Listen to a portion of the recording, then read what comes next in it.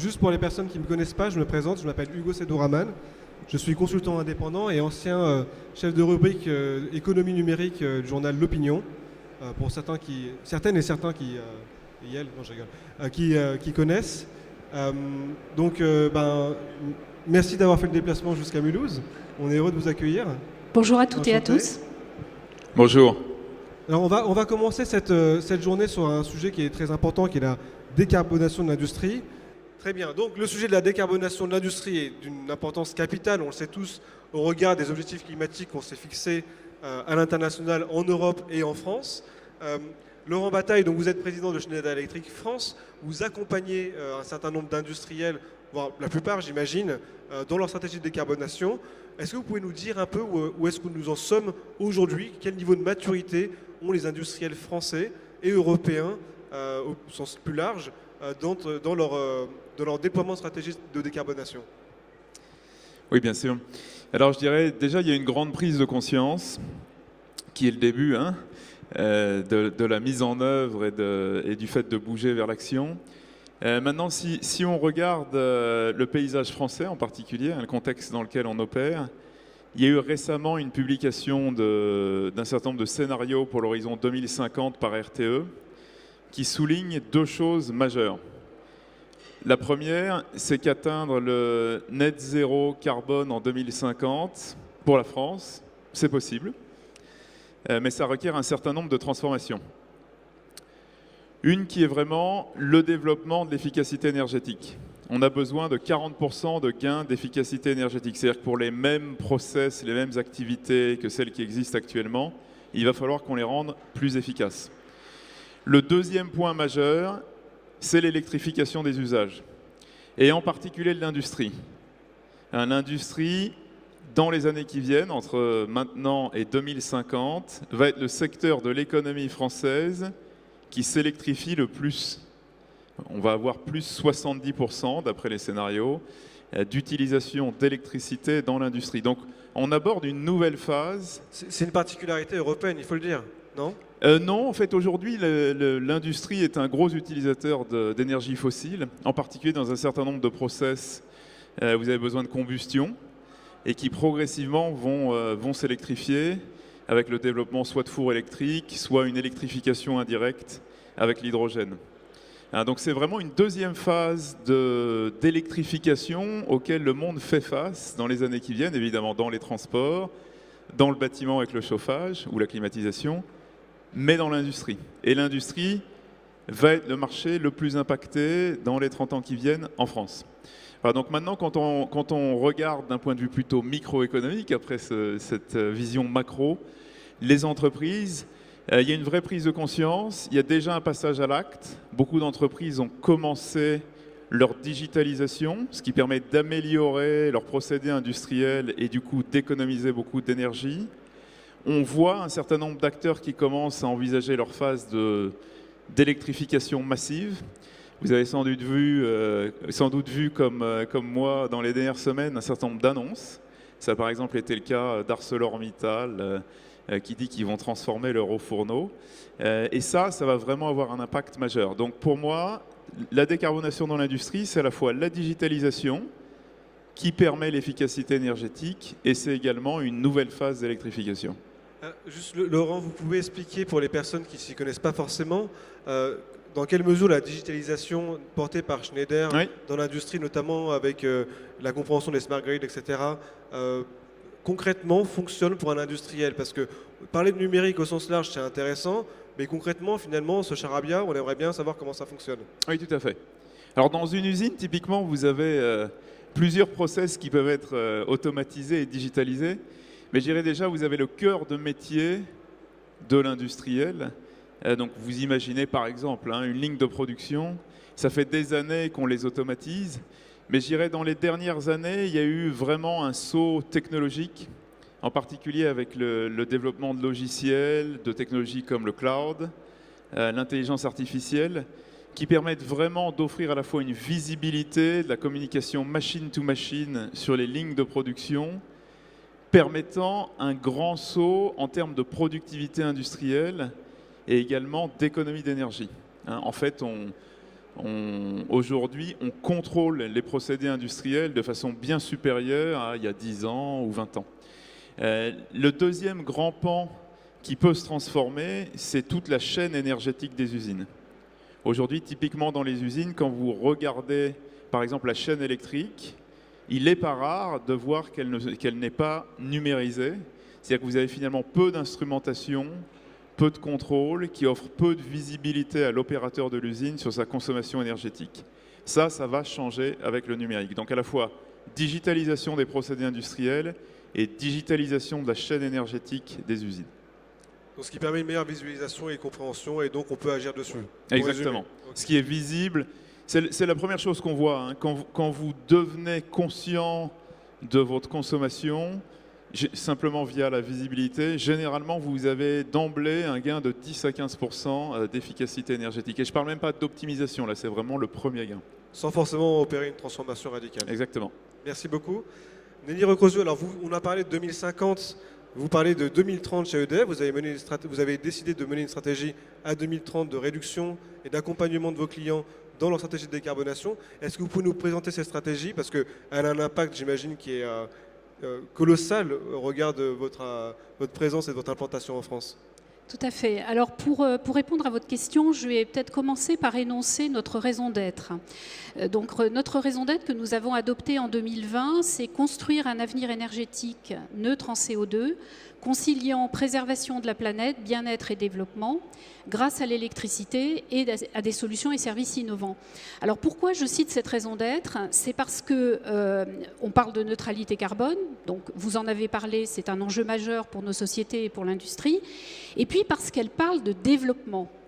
Et on sait bien qu'on ne peut pas faire tout ça s'il n'y a pas du développement économique. Et c'est bien dans ce sens qu'on veut aller en termes d'accompagnement de nos clients industriels. C'est à la fois apporter de la décarbonation et les aider dans leur compétitivité et leur développement économique. Ça, c'est très important. Alors effectivement, vous avez cité CAP 2030. Notre stratégie CAP 2030 repose sur 3 piliers. Le pilier client, qui consiste à apporter des solutions performantes et bas carbone à nos clients, quels qu'ils soient, et en particulier les clients industriels. Le mix de production décarboné est le deuxième pilier. Vous le savez, il est extrêmement décarboné en France grâce au nucléaire et aux énergies renouvelables. Et puis le troisième pilier, c'est l'international. Alors, cette stratégie vise à apporter en effet en particulier des solutions à nos clients industriels sur l'ensemble du spectre. Alors on va y revenir, je suppose, ensuite, mais on va être sur le management de l'énergie, donc on rejoint le numérique, on va être sur la mobilité électrique, on va être sur les process industriels, les utilités industrielles, les énergies renouvelables. Et effectivement, je crois qu'on peut apporter de la décarbonation à nos clients industriels sur les émissions de CO2 de l'électricité qu'ils achètent, donc en réduisant ces émissions de CO2. Alors c'est vrai qu'en France, on est déjà très décarboné, mais on peut encore accroître ce bas carbone en introduisant des énergies renouvelables dans ce mix vendu aux clients. Et puis en travaillant directement sur les sites de nos clients industriels au travers d'un certain nombre d'actions concrètes sur lesquelles on reviendra. Donc on va du conseil amont pour déterminer les pistes de décarbonation jusqu'à la mise en œuvre de solutions concrètes grâce aux filiales du groupe EDF, et on y reviendra ensuite, je pense. J'ai une question qui est plutôt macroéconomique, mais vous avez dit en France on est plutôt décarboné et c'est grâce au nucléaire. Et aux énergies renouvelables. Et aux énergies, ok. Pardon. Comment on peut accompagner nos voisins européens en fait? Qu'est-ce que vous faites pour accompagner nos voisins européens en la matière? Alors, très concrètement, dans le cadre de CAP 2030, il y a deux choses. La première chose, c'est que nos clients industriels, en tout cas pour les grands groupes, ont des sites en France et ailleurs dans le monde, en Europe et ailleurs. Et donc, quand on accompagne nos clients industriels, on les accompagne sur leur site français et sur leur site à l'international. Donc ça, c'est déjà une première réponse. Et puis ensuite, dans CAP 2030, on a un pilier international que je n'ai pas détaillé, mais qui consiste à apporter un mix de production et des solutions décarbonées aux clients dans nos pays cibles. Donc en Europe et également ailleurs. Alors je vais juste citer un exemple. Nous avons une filiale qui s'appelle Dynamix qui vend des solutions hydrogène. Nous en vendons en France, mais nous avons également remporté un très gros appel d'offres en Allemagne, par exemple, de solutions hydrogène pour la mobilité et l'industrie, à titre d'exemple. D'accord, c'est important de préciser parce qu'il y a des acteurs, enfin, vous êtes aussi Schneider comme EDF, des acteurs internationaux et surtout internationaux. Merci pour votre réponse. Christophe Riff, vous êtes toujours avec nous, vous m'entendez? Oui. Donc Christophe Riff, directeur délégué général de l'ADEME, va nous parler davantage d'un programme qui a été mis en place dans la région Grand Est, donc qui nous concerne toutes et tous ici, qui est un programme qui s'appelle Climaction. Est-ce que vous pouvez nous le présenter et expliquer quels sont ses objectifs? Oui, le programme Climaction, il répond un peu à ce qui a été présenté par M. Rotner juste avant, qui était le collectif État et régions et collectivités du territoire. C'est un programme qui permet de coordonner nos aides, notre animation sur le territoire. Qui permet de proposer un dispositif sous forme d'un guichet unique aux industriels pour leur faciliter l'accès aux subventions, l'accès à la connaissance, à l'animation. Voilà, c'est tout un programme coordonné qu'on élargit aujourd'hui depuis le Business Acte 1, au démarrage du plan de relance, avec un travail collaboratif avec la BPI et la Banque des Territoires. J'entends souvent Monsieur François de la Banque des Territoires parler de chasser en meute, et par ce programme Climaction, on fait partie de cette meute à l'ADEME. Vous m'entendez? Attendez, juste sur le retour son que j'ai pour Christophe, moi j'entends pas assez bien. Si c'est possible de faire quelque chose. Merci. Juste, alors, comme vous accompagnez les entreprises régionales, Christophe, si vous m'entendez toujours, quels sont les principaux freins que vous rencontrez en fait chez ces acteurs et quels sont finalement leurs... comment on commence à établir une telle stratégie aujourd'hui? Parce que c'est difficile de savoir par où commencer. Oui, je dirais le Grand Est ne fait pas bande à part par rapport au reste de la France. On a les mêmes problématiques. On a encore aujourd'hui un coût de l'énergie qui est très bas, et même si on a un marché du carbone qui est en hausse aux alentours de 60 € la tonne aujourd'hui de carbone, les économistes commencent à dire que ça devient intéressant, ce n'est pas suffisant. Il y a encore besoin d'un accompagnement financier. L'autre souci qu'on peut avoir aussi pour le développement de la décarbonation, c'est l'immédiateté, les temps de retour très courts qui sont exigés aujourd'hui par les industriels. Il faut avoir une vision beaucoup plus longue. Les choix technologiques, les choix techniques, les stratégies d'entreprise qui vont être faits là, entre 2020 et 2030 vont être très impactants pour l'atteinte des objectifs 2050. J'entendais les participants parler d'efficacité énergétique, parler d'énergie renouvelable. Ce sont des éléments qui sont très importants aujourd'hui dans la décarbonation de l'industrie, mais il faut se rendre compte que pour atteindre les objectifs 2050, il faudra aller un peu plus loin, il faudra changer les modèles économiques des entreprises.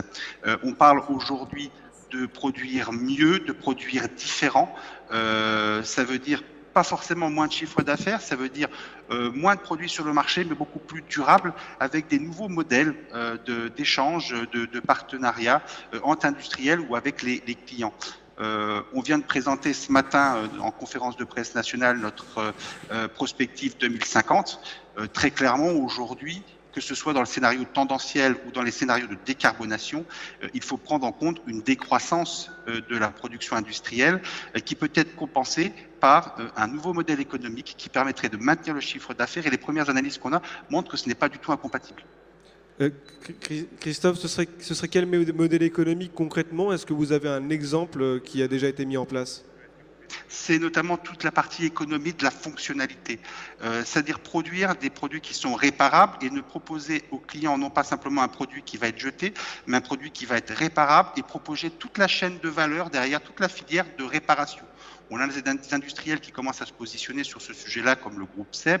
Il y avait aussi des industriels qui se positionnent sur non plus la possession des biens, mais la location des biens. Les premières émergences de cette économie de la fonctionnalité, c'était notamment aujourd'hui les photocopieurs qu'on peut avoir chez nous dans nos entreprises. Ils sont de moins en moins la possession de l'entreprise. C'est une location, on paye à la feuille, ce qui fait que l'industriel propose moins de photocopieurs sur le marché, mais de meilleure qualité, réparables, hein, et un nouveau modèle économique autour de la photocopie. C'est un exemple très basique, les professionnels de l'économie de la fonctionnalité m'étrangleraient pour cet exemple-là, mais il est parfaitement compréhensible. Oui, parce qu'il a un impact qui est important, effectivement. Alors Nelly Recrosio, merci Christophe. Nelly Recrosio, vous m'avez expliqué quand on s'est rencontrés qu'il y a différents types de stratégies qu'on peut mettre en place, à savoir une stratégie de réduction de consommation, une stratégie de récupération d'énergie fatale ou encore de substitution énergétique.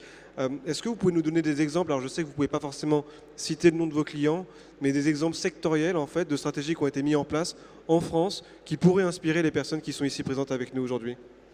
Absolument. Alors, effectivement, quand on veut réduire les consommations d'énergie, mais aussi les émissions de CO2 sur les sites de nos clients, il y a trois verbes. Moi, je dis toujours, il y a réduire, récupérer et substituer. Alors la réduction des consommations, effectivement, ça commence à devenir un grand classique. C'est l'efficacité énergétique, on a commencé à en parler. Donc c'est l'éclairage performant. C'est classique, mais sachez qu'il n'y a que moins de 30% de taux de pénétration des LED encore dans l'industrie, donc il y a encore tout un champ d'investigation. C'est la motorisation qui représente 70% des consommations dans l'industrie, donc il y a encore beaucoup à faire également. C'est la réduction des consommations d'énergie fossile dans les chaufferies, par le calorifugage, et puis le management de l'énergie. Donc ça, c'est la réduction des consommations. Alors, j'ai une question sur c'est intéressant sur l'éclairage, mais comment on explique qu'il y a un tel décalage entre les usages domestiques et les usages industriels par rapport aux campagnes de démocratisation, de vulgarisation qui ont été faites sur ces sujets ? Oh écoutez, je ne sais pas, je pense que ça fait peu d'années probablement que ces technologies existent au regard de l'histoire de l'industrie. Donc il faut du temps. Et je peux vous dire par exemple, pour donner quelques chiffres, que quand on travaille sur l'éclairage dans l'industrie, on peut réduire jusqu'à 60 ou 70% la consommation d'éclairage en remplaçant par de l'éclairage performant et avec un bonus de 20% quand on le pilote correctement. Je pense que vous serez d'accord. Donc il y a vraiment des choses à faire en la matière. Alors, j'étais sur la réduction. Ensuite, vous avez la récupération. Alors la récupération, ça commence à se faire pas mal, mais c'est déjà moins ancien. Alors la récupération, c'est de chaleur, c'est quoi? C'est finalement, vous avez des procédés industriels qui dégagent de la chaleur, qui part aux petits oiseaux si on ne fait rien du tout.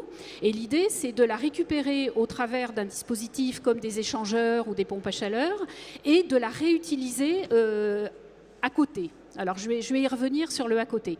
Alors on récupère cette chaleur soit sur des groupes froids. Alors les groupes froids, on va les trouver dans la chimie, dans l'agroalimentaire, dans l'électronique, dans les salles blanches, soit sur des compresseurs, sur des cheminées, des sorties de fumée, alors de four ou de chaufferie. Bref, on récupère cette chaleur. Alors évidemment, cette chaleur-là, il faut avoir le moyen de l'utiliser pas très loin, parce que sinon, ça ne sert à rien. Et le pas très loin, c'est quoi? C'est l'usine elle-même, ou alors un réseau de chaleur de la ville à proximité. Alors, je vais donner quelques exemples, justement. J'ai un exemple dans le domaine du spatial, où on a installé, notre filiale d'Alkia a installé un système de récupération de chaleur sur les groupes froids, justement, qui permet de chauffer la boucle d'eau chaude de l'usine, et qui permet ainsi de se passer du gaz qui auparavant chauffait cette boucle d'eau chaude. Autre exemple, chez des sucriers, où on récupère la chaleur sur le process de fabrication du sucre, et avec cette chaleur, on sèche la pulpe de betterave, et cette même pulpe de betterave, elle était avant séchée par un système à base d'énergie fossile. Et donc on se passe en grande partie de ces énergies fossiles. Donc vous voyez, si on revient sur la compétitivité aussi, c'est que là, dans ces exemples que je viens de prendre, on diminue les émissions de CO2 puisqu'on n'a plus l'énergie fossile qui servait à chauffer ou à sécher. Et dans le même temps, on réduit la facture de l'industriel. Et puis, autre cas, eh bien, on récupère cette chaleur et on l'injecte dans le réseau de chaleur de la ville d'à côté. Et là, on a fait plusieurs réalisations de cette nature et cela permet eh bien, de ne pas utiliser d'énergie fossile pour ce même réseau de chaleur qui va chauffer des milliers de logements. Donc, réduire, récupérer et substituer. Et puis enfin, si j'ai encore 2 minutes, bien sûr. J'aimerais ajouter un dernier point, c'est que là, j'ai parlé de cas où on est sur de l'émission de CO2 énergétique, j'allais dire. C'est-à-dire c'est de l'émission de CO2 liée au fait qu'on utilise des énergies fossiles. Vous avez d'autres situations dans l'industrie où vous avez des émissions de CO2 du process qui sont liées intrinsèquement au process. Parce que c'est le cas des cimentiers, par exemple. Parce que vous avez des utilisations de matériaux carbonés dans les réactions chimiques de l'industriel. Et là, de toute façon, vous avez beau utiliser des énergies décarbonées, fatalement, vous aurez du CO2. Donc là, on commence à avoir des projets intéressants qui consistent à capturer le CO2. Comme on l'a fait sur des centrales thermiques d'ailleurs, et vous captez le CO2, et ensuite ce CO2, alors soit vous allez le stocker, alors ça c'est pas trop notre métier côté EDF, soit vous l'utilisez. Et là, qu'est-ce que vous faites? Vous produisez de l'hydrogène électrolytique, donc décarboné, et vous combinez ce CO2 capté, qui est fatal, pour en faire quelque chose. Alors pour en faire quoi? Pour en faire du méthanol, pour en faire de l'e-kérosène, donc pour en faire des matières qui seraient produites autrement à base d'énergie fossile. Et donc vous décarbonez de cette façon-là l'économie. C'est des pratiques qui sont démocratisées ou qui sont juste émergentes? Alors non, c'est assez émergent quand même. C'est-à-dire qu'aujourd'hui, ce type de pratique a encore besoin de subventions pour exister, mais il est absolument essentiel d'y travailler parce que ça prépare vraiment l'avenir et ça permet vraiment d'éviter un certain nombre d'émissions de CO2 qui autrement seraient fatales. D'accord. Je tiens à préciser, merci beaucoup Nelly Recrosio, je tiens à préciser, et c'est pas pour faire la pub de Schneider, mais en termes de récupération énergétique, ça peut marcher dans l'autre sens. Je sais que vous aviez à Stavanger en Norvège, alors je ne sais pas si c'est un projet que vous connaissez, mais les data centers émettent énormément de chaleur et il y a des endroits stratégiques sur lesquels ils peuvent être implantés. Et du coup, c'est l'eau des fjords en Norvège qui va refroidir les circuits. Il me semble que c'est quelque chose que vous avez mis en place. Oui, tout à fait. On a fait ça pas mal en Scandinavie. Après, on peut utiliser de l'eau de rivière dans certains autres pays, oui, tout à fait. Bon, après, on peut critiquer la Scandinavie aussi sur leur approche en matière d'énergie fossile. Hein. C'est un peu paradoxal, je pense que le mot est faible. Juste pour essayer de comprendre et pour revenir à votre cœur d'activité, Oui. Quand vous avez un client grand compte, ou pas d'ailleurs, qui vient vous voir et vous dit bonjour, moi j'ai ces problèmes-là et j'ai besoin de faire des réductions et puis mon empreinte carbone elle est dramatique, quelle est la méthodologie que vous allez lui proposer concrètement? Oui. Alors je pense que c'est une très bonne question parce que vous demandiez pourquoi est-ce que on voit par exemple l'adoption des LED très rapide dans le résidentiel et puis peut-être moins dans l'industrie. Je pense qu'une grande partie des solutions d'efficacité énergétique et de façon générale de transformation de l'industrie, la première question c'est celle de la connaissance de ces solutions. C'est-à-dire qu'il y a beaucoup d'industriels qui en fait ne sont pas nécessairement au courant des dernières avancées technologiques et d'un certain nombre de ces solutions. Donc je dirais, nous, généralement, on commence par ou ce qu'on propose, c'est avant tout une phase d'audit, de conseil, où on s'assied avec l'industriel, on regarde l'ensemble de son périmètre de fonctionnement. On a aujourd'hui des méthodologies, une nomenclature qui est assez standardisée pour regarder l'impact carbone d'une entreprise, en particulier avec ce qu'on appelle Scope 1, qui est le fonctionnement des procédés même de l'entreprise, de ses propres bâtiments, infrastructures. Le Scope 2, qui est le carbone lié à l'énergie que l'entreprise consomme, donc par exemple l'électricité qu'elle va acheter. Et le Scope 3, qui est typiquement le carbone que l'entreprise importe de sa chaîne d'approvisionnement, donc de ses fournisseurs. Et une phase d'audit comme ça prend combien de temps concrètement? C'est très rapide. C'est une question, alors ça dépend évidemment de la taille de l'entreprise, du nombre de sites, si elle est très internationalisée ou pas, parce qu'il faut quand même visiter les sites, comprendre comment ils fonctionnent. Et on sait bien que les sites industriels ne sont pas tous les mêmes. Mais je dirais que c'est entre plusieurs semaines et peut-être 2 mois. Ça dépend vraiment de la complexité. Ça permet, je dirais, de faire un état des lieux initial et vraiment de comprendre les enjeux. Parce qu'en fonction des industries, vous n'avez pas du tout les enjeux aux mêmes endroits. Je vais vous donner un exemple. Nous, chez Schneider, aujourd'hui, le carbone qui rentre dans notre entreprise via nos fournisseurs, il est 25 fois plus important que celui qui est lié à nos propres opérations, notre propre infrastructure. Si vous êtes un fabricant d'acier, ce sera complètement le contraire. Parce que c'est votre process même qui va dégager du carbone, alors que nous, on a des usines d'assemblage qui sont très efficaces. C'est vraiment la question de nos fournisseurs, hein, notre empreinte carbone. Donc je dirais en fonction de la typologie de travail industriel que vous faites, vous n'aurez pas nécessairement les mêmes sources de carbone pour l'entreprise. Donc pour nous, cette phase-là, elle est extrêmement importante et c'est la base. La deuxième phase, c'est évidemment en fonction de ce qu'on a identifié, de faire un plan, on va appeler ça une roadmap, généralement sur plusieurs années, avec des suggestions pour l'entreprise, évidemment qui iront d'investissements plutôt faibles, avec un certain nombre de choses qui sont très faciles à mettre en œuvre. On avait parlé de changer l'éclairage avec des LED. On peut parler également, dans un certain nombre de processus industriels, d'équiper les moteurs de variateurs de vitesse qui permettent d'entraîner de l'efficacité énergétique. On peut parler de mettre de la mesure et de l'instrumentation qui ne sont pas des coûts très élevés, mais qui permettent de créer la visibilité dont on a parlé précédemment, hein, ce qui est la première étape vers le fait d'utiliser moins d'énergie. Donc il y a un certain nombre de possibilités d'amélioration qui généralement sont déployées site par site. Mais avant de rentrer dans le site par site, on a donc cette roadmap pour l'ensemble de l'entreprise. Et généralement, on préconise la mise en œuvre d'une plateforme digitale de suivi des améliorations énergétiques et carbone.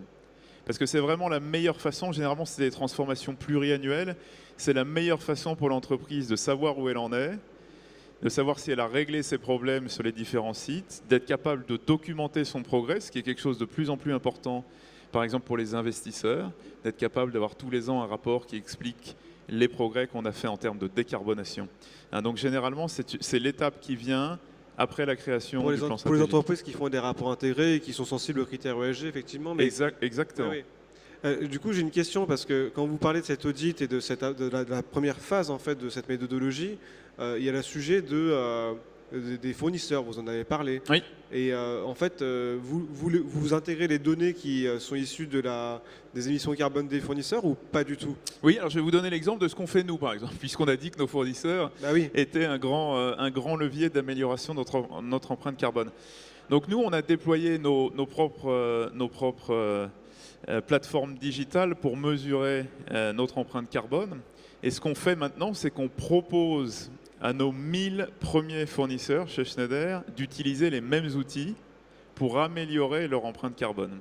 Et ce qu'on a demandé à nos 1000 principaux fournisseurs, qui représentent 70% de notre empreinte carbone, c'est de les diviser par 2 dans les 4 ans qui viennent. Hein. Donc c'est vraiment un objectif qui est extrêmement exigeant. Et on leur apporte à la fois des capacités de conseil, mais également ces outils digitaux de suivi pour les aider à s'améliorer. Et du coup, ça se passe comment? Vous leur faites des avoirs? C'est une transaction ou c'est quelque chose? C'est un accompagnement qui est gratuit? On leur propose. Donc on leur propose, c'est-à-dire qu'on se met d'accord sur le fait que c'est ça l'objectif qu'on veut obtenir. Et pour nous, c'est vraiment une question de principe. Il faut vraiment qu'on arrive à décarboner notre chaîne d'approvisionnement. Et derrière, il y a un certain nombre de nos fournisseurs qui sont eux-mêmes très sophistiqués et qui estiment qu'ils ont les bons outils et le bon plan d'action pour y arriver. Et beaucoup d'autres qui nous disent, voilà, moi j'aurais besoin de support.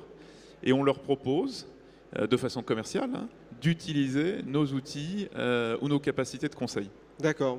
Merci beaucoup. Alors on va revenir avec Christophe Riff qui est en duplex depuis son salon, j'imagine.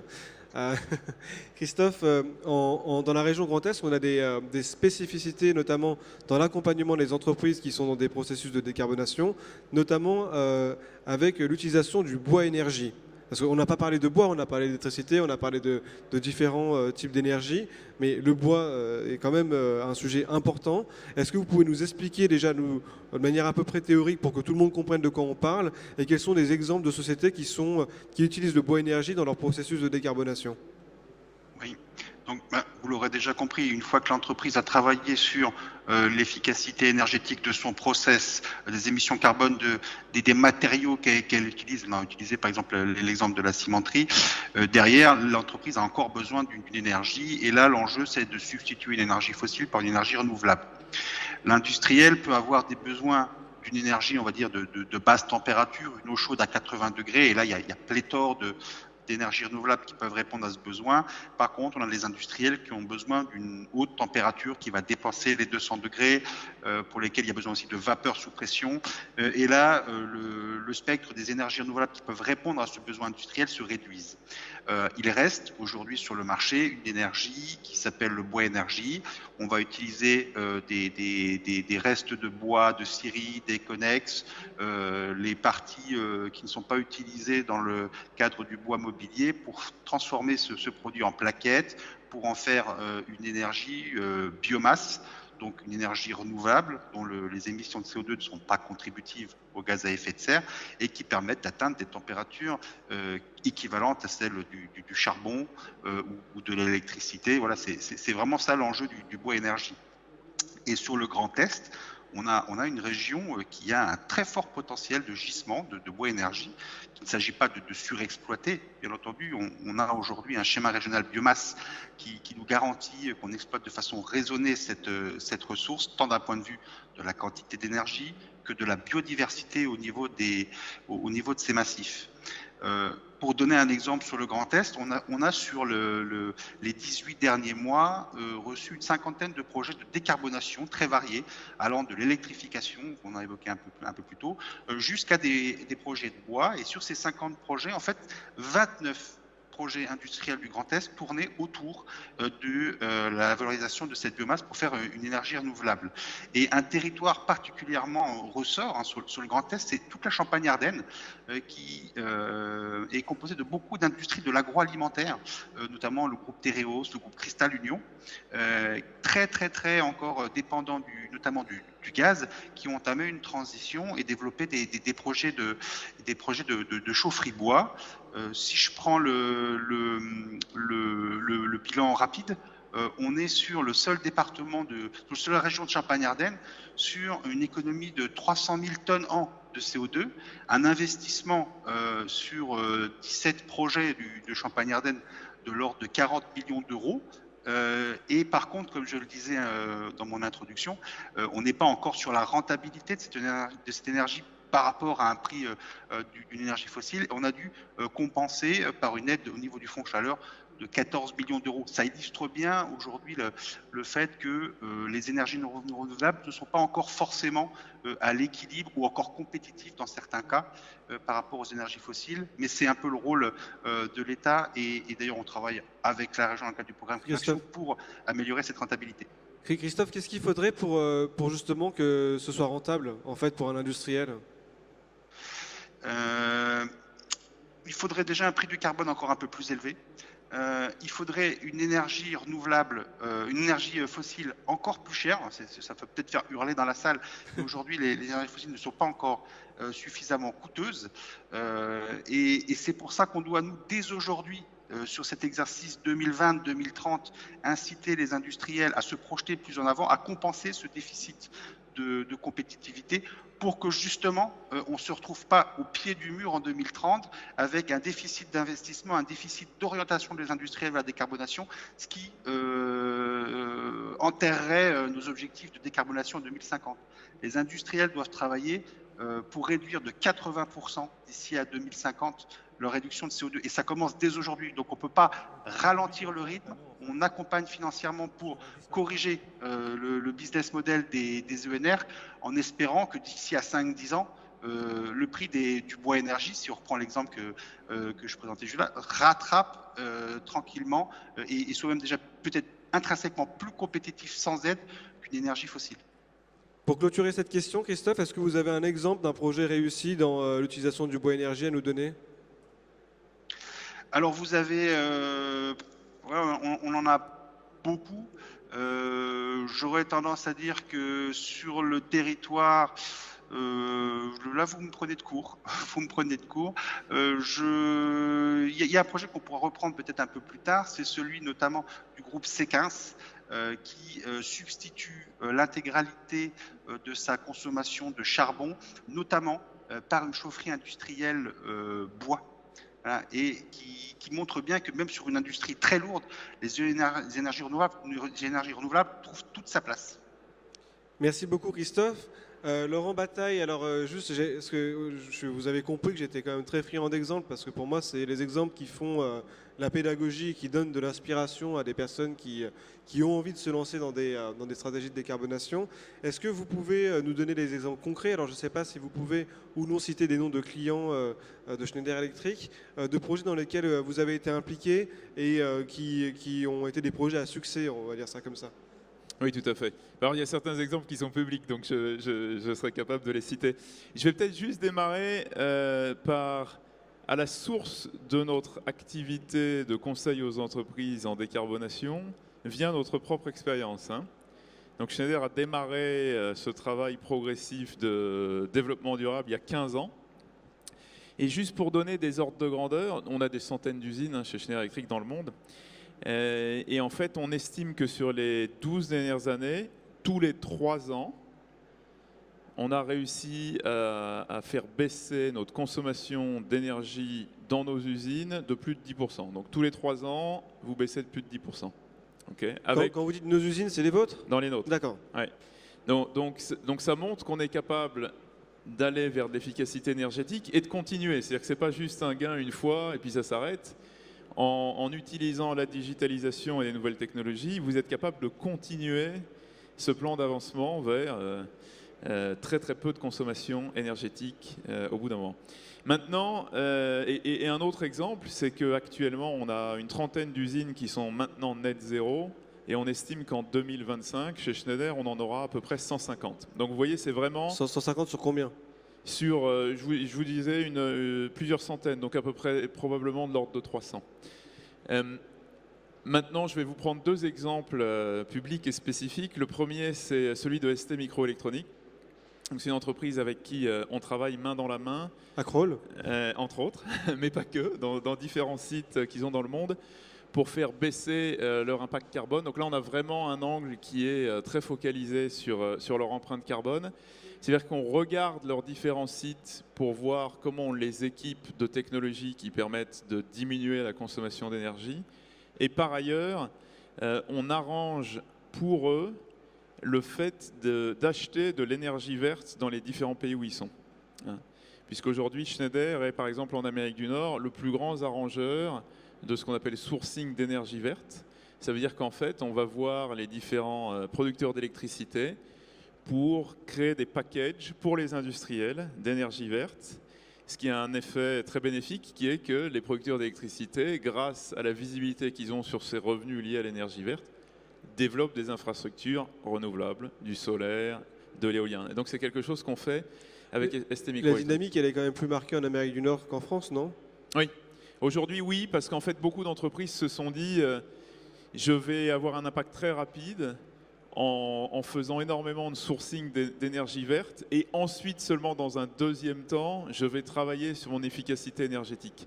Donc vous avez beaucoup d'entreprises de technologie ou des grandes entreprises de distribution qui avaient d'énormes enjeux liés à leur scope 2, donc à l'énergie qu'ils achètent, qui ont décidé de passer toute cette énergie en renouvelable et qui se donnent un petit peu de temps pour travailler leur propre process et celui de leurs fournisseurs.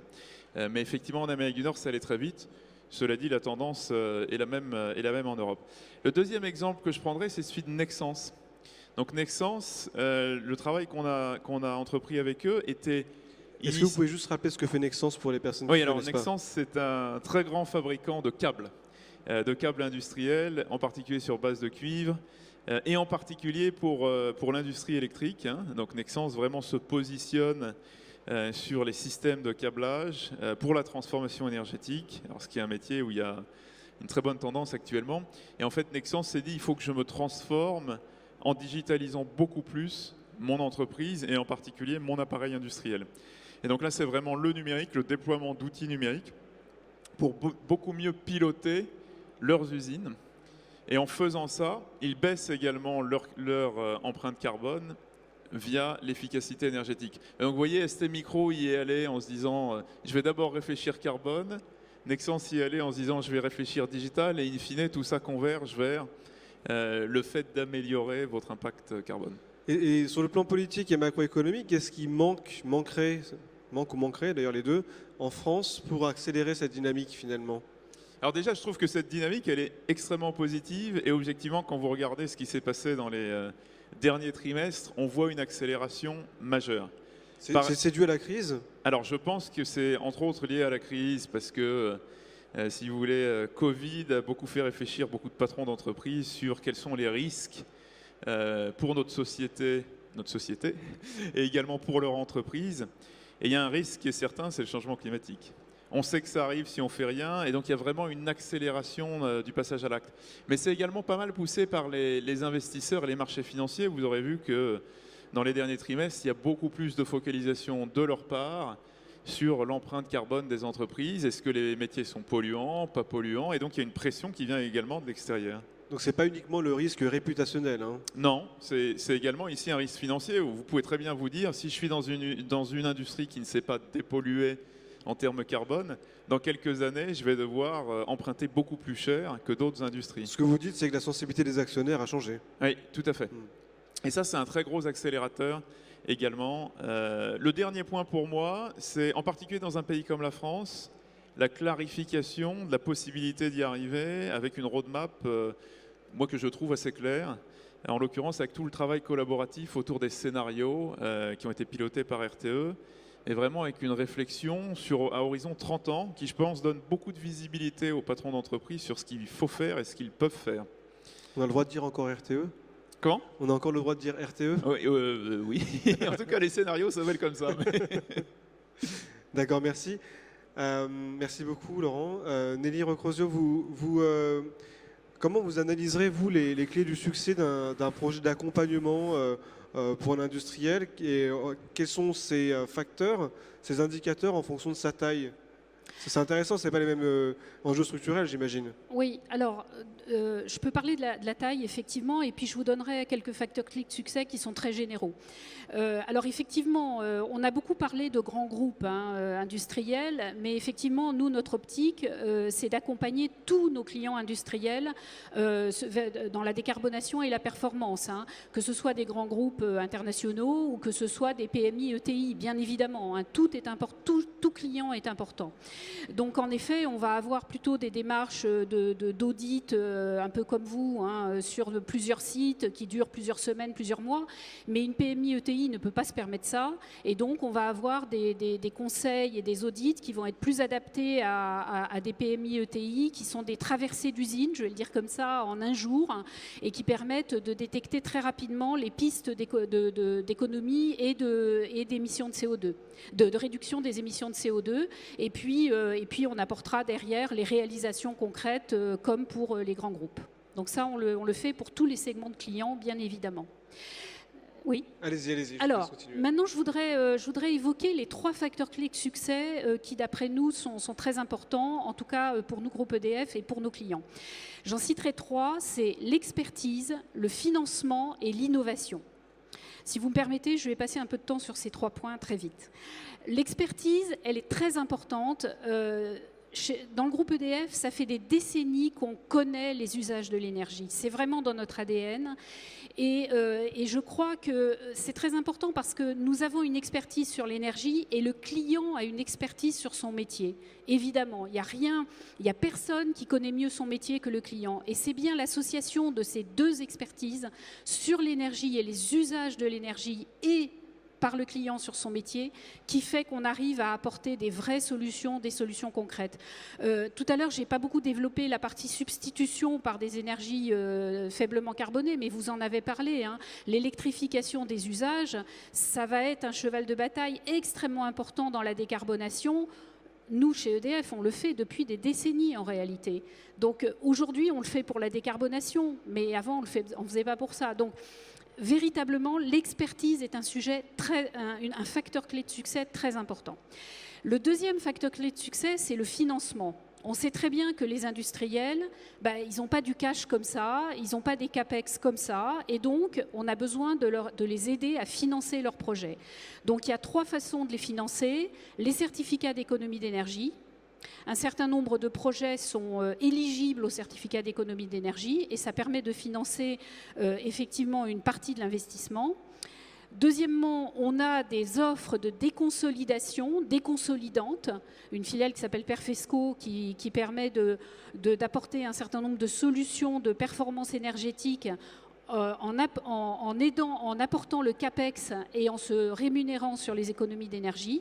Donc, solution déconsolidante qui évite le CAPEX aux clients. Et troisième élément, les subventions. Alors, effectivement, il y a eu le plan de relance. Il y a le plan de relance. L'ADEME a pilote des projets au travers de guichets. Nous avons accompagné un certain nombre de nos grands clients pour le dépôt de dossiers à ces guichets. Et beaucoup d'entre eux sont lauréats. Il y a les subventions européennes également. Nous avons une équipe à Bruxelles qui nous permet d'accompagner nos clients sur ces sujets-là. Troisième élément, troisième facteur clé de succès, l'innovation. Alors là, c'est vraiment très important. Moi, je vous invite vraiment à venir sur notre stand pour prendre connaissance de certaines innovations et en particulier des innovations numériques. On est dans un salon qui parle de numérique, c'est réellement très important, vous en avez parlé aussi. Vous y verrez sur ce stand d'Alkia Analytics qui a des solutions d'intelligence artificielle pour l'industrie. Vous y verrez TipTrack qui est une solution pour plutôt des PMI ETI qui permet de piloter la performance d'une ligne de production de façon très simple et de détecter les dérives. Je voudrais terminer en vous citant un exemple parce qu'il est reproductible. Alors, il s'est passé à Fos-sur-Mer, très loin d'ici, mais il est tout à fait reproductible sur toutes les plaques industrielles. Et il relève de l'analyse de données. Nous avons sur cette plaque de Fos, sur une partie de cette plaque qui regroupe 10 clients industriels, c'est une association qui s'appelle Picto, eh bien, nous avons travaillé en analysant les millions de données de ces 10 industriels, travailler sur les 3 scopes dont vous parliez, c'est-à-dire l'émission de CO2 des sites, l'émission des fournisseurs et de la vente des produits, et puis l'émission des énergies achetées. En travaillant sur les 5 ans de production de ces industriels, eh bien, nous sommes arrivés à tracer l'ensemble des émissions de CO2 de cette plaque industrielle pour déterminer quelles sont les pistes de réduction de ces émissions de CO2, usine par usine, et également usines entre elles, c'est-à-dire les émissions des uns, enfin les rejets des uns servant aux intrants pour les autres. Et donc maintenant, on va, avec eux, essayer de mettre en œuvre effectivement un certain nombre de solutions concrètes. Et ça, c'est vraiment important, et je termine là-dessus, c'est que l'analyse de la donnée, les millions de données qu'il y a dans les usines, et vraiment parfois il y a des millions de données, c'est vraiment un facteur très important d'innovation et de performance, à la fois pour la performance industrielle et pour la réduction des émissions de CO2. Donc je vous invite vraiment à venir nous voir sur notre stand pour voir tout ça. J'ai juste une petite remarque personnelle, et peut-être qu'on va prendre une minute de plus pour clôturer avec Christophe ensuite, mais il y a quand même je me pose la question de la gouvernance d'entreprise chez vos clients, dans le sens où on a aujourd'hui des C-suite, donc des chefs qui sont, notamment le chef du directeur développement durable, qui ne sont pas forcément des experts en énergétique. Est-ce que en termes de, enfin, je parle pour vous deux, hein, vos interlocuteurs sont, enfin même pour vous trois, vos interlocuteurs sont-ils bien staffés en fait en matière de compréhension de ces enjeux? Écoutez, moi je vais répondre pour EDF. En tout cas, nous, quand on est en contact, alors ça va dépendre un peu de la taille du client. Quand on est en contact avec une PMI ETI, c'est vrai que souvent certaines personnes font un peu tout. Donc là, ils sont sachants sur plusieurs aspects. Mais sur un grand groupe industriel, c'est vrai, vous avez raison. Les différents métiers sont représentés, et nous sommes en contact, nous en tout cas en général, avec le développement durable, avec l'ESI. Parce que bien souvent, en effet, nous avons des choses à faire sur la partie SI, data center, etc. Avec les directeurs de sites, avec le directeur des opérations, directeur industriel, avec les achats. Donc, quand on travaille à la réduction d'émissions de CO2 avec un grand groupe industriel, en tout cas, nous, on est en relation avec l'ensemble de ces métiers-là. Et c'est bien cette relation-là, avec l'expertise dont j'ai parlé tout à l'heure, qui fait qu'on y arrive. Et l'expertise chez le client, je vous assure, elle existe. Laurent Bataille, vous êtes d'accord? Oui, non, c'est sûr. Parce qu'en fait, si vous voulez, c'est un sujet stratégique pour l'entreprise. C'est-à-dire quand on commence à parler de développement durable, aujourd'hui, ça se prend au plus haut niveau, ce qui veut dire que c'est très régulièrement des groupes transverses qui touchent tous les aspects de l'entreprise. Vous avez parlé beaucoup des sites, mais par exemple, il y a toute la partie foncière, hein, tout le real estate, la gestion des sites tertiaires, même les industriels en ont, et qui est également très important. Donc c'est toujours des groupes de travail transverses. Et moi, ce que je trouve intéressant, en particulier dans un certain nombre d'industries pour qui les enjeux sont majeurs, ciment, fabrication de verre, d'acier, les raffineries, etc. C'est que fondamentalement, il y a une compétence extraordinaire. Donc, oui, il y a beaucoup d'échanges dans les deux sens. Nous, on peut être plus experts sur certaines solutions, en particulier sur le numérique, sur un certain nombre d'aspects de la chaîne électrique. Mais nos clients connaissent très bien leur process et il y a une vraie volonté de transformation. Merci Laurent.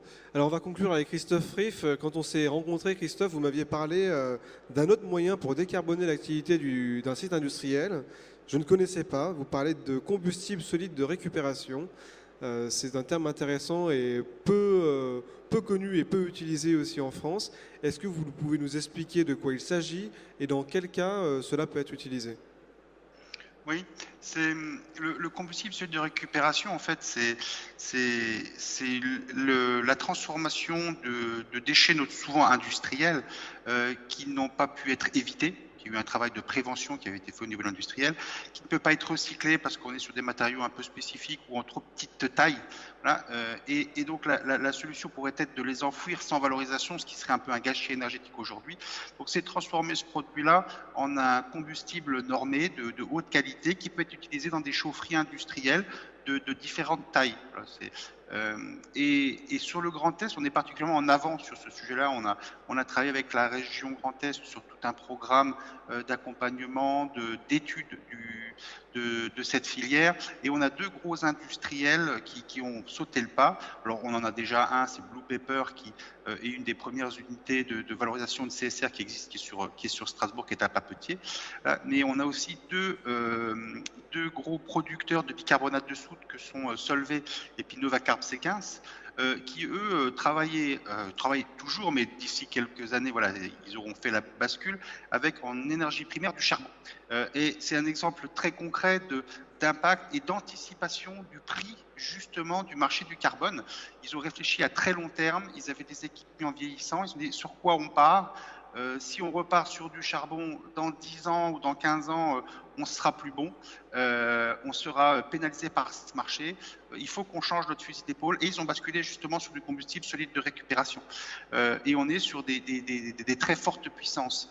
Ce qui est intéressant, par exemple, aussi sur Novacarb C15, c'est qu'ils ont utilisé un spectre un peu plus large d'énergie renouvelable. Solvay était plutôt sur 100% de combustible solide de récupération. Novacarb a une réflexion un peu plus large. Ils ont travaillé sur un mix énergétique bois-énergie, ce qu'on évoquait juste avant, et combustible solide de récupération, avec en même temps une cogénération d'électricité pour s'assurer une sécurité d'approvisionnement s'il y a des problèmes sur le réseau. Donc on a vu que là, les ENR, notamment le CSR, a été une solution indispensable, même pour la survie de l'entreprise. L'enjeu était vraiment là. Le carbone aujourd'hui, la décarbonation de l'entreprise, ça devient l'enjeu de survie. Il faut vraiment le comprendre comme ça. Alors on parle beaucoup là de gros industriels. Faut savoir que pour les industries peut-être de plus petite taille, les TPE, PME et TI, on apporte aujourd'hui sur le territoire du Grand Est avec la Chambre de commerce ce qu'on appelle le programme Noé, qui permet de guider ces industriels dans les différentes réflexions qu'il peut y avoir de l'efficacité énergétique jusqu'aux ENR, les accompagner dans une ingénierie de financement. Et c'est ce programme Noé qui a cet objectif-là et qu'on finance dans le cadre de Climaction avec la région. Merci. Donc pour conclure, renseignez-vous, allez à l'ADEME. Ils ont toutes les réponses pour tous vos projets. Ils vous orienteront chez EDF ou Schneider, j'imagine, les deux peut-être. Merci Nelly Recrosio, directrice grand compte EDF, Laurent Bataille, président Schneider Electric France, et Christophe Riff, directeur délégué de l'ADEME. directeur régional délégué de l'ADEME. Merci pour vos interventions très intéressantes. On se retrouve toutes et tous à 14h pour la prochaine plénière sur la transformation numérique de l'industrie. Et pour ceux qui sont intéressés par ces enjeux climatiques, demain, il y aura aussi une plénière sur la résilience climatique des entreprises. Donc c'est un sujet qui est proche et complémentaire. Merci à toutes et à tous d'être venus et bon appétit. Merci.